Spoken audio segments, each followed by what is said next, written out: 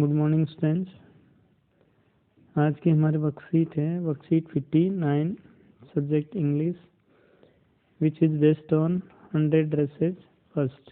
जो chapter 100 dresses first है उससे ये एक्सट्रैक्ट लिया गया है और इस चैप्टर में सी क्या वो बताना चाह रहा है इसमें, इसके फिर कुछ क्वेश्चंस हैं वो हमें सॉर्ट आउट करने। She would never have paid any attention to Wanda if Peggy hadn't invented the dresses game. She would never had paid any attention to Wanda कि वो वांडा पर कभी ध्यान नहीं देती if Peggy यदि पेगी ने ड्रेस वाला गेम इन्वेंट नहीं किया होता तो उस पर ध्यान नहीं देती। But suppose Peggy and all the other started in on her next.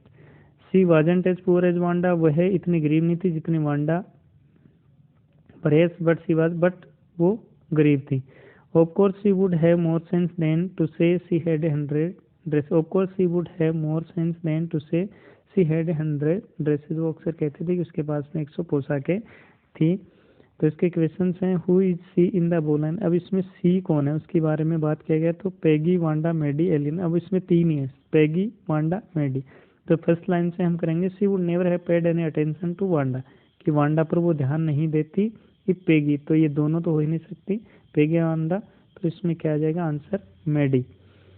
फिर which expression catches Maddy's emotions in the sentence. Maddy के इमोशंस क्या हैं इस सेंटेंस में। But suppose Peggy and all other started in honour next. अब इसमें क्या है, तो आई थिंक ये एक्सप्रेशन इसमें होगा, क्रोधित है वो। Pick the option that list the set of true statement based on the state. इस स्टेट के अकॉर्डिंग ट्रू स्टेटमेंट आपको देखना है। Peggy was poor, Maddie and Wanda both were poor. Maddie and Wanda दोनों पुअर थी। Maddie was worried that Peggy might mock her as well. अब Maddie was worried, Maddie जो वो चिंतित थी कि पेगी का मजाक जो उस पर उड़ा रही थी। Wanda is poor, only Wanda poor थी। अब इसमें देखना है कि पेगी और वांडा पुअर थी क्या। तो इसमें कह रहा है कि she wasn't as poor as Wanda. As poor as comparison हो रहा है, तो मतलब कि वो दोनों पुअर थी। तो ये सेकंड बी तो हो जाएगा, तो ए और डी तो होगा ही नहीं। तो मैडी वाज वरीड और मैडी चिंतित भी थी, तो इसका आंसर हो जाएगा बी एंड सी। तो सेकंड आंसर इज राइट होगा।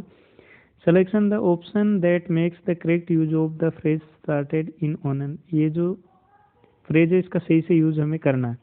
तो फर्स्ट है वेन सोएल fell down during assembly his classmate. तो फर्स्ट ही हो जाएगा इसका, ये हो जाएगा वेन सोएल, और तो होंगे नहीं। Which word does not correspond with the word invent, मतलब कि खोज होता है। तो क्रिएट, टर्मिनेट, ओरिजिनेट, इन्वेंट।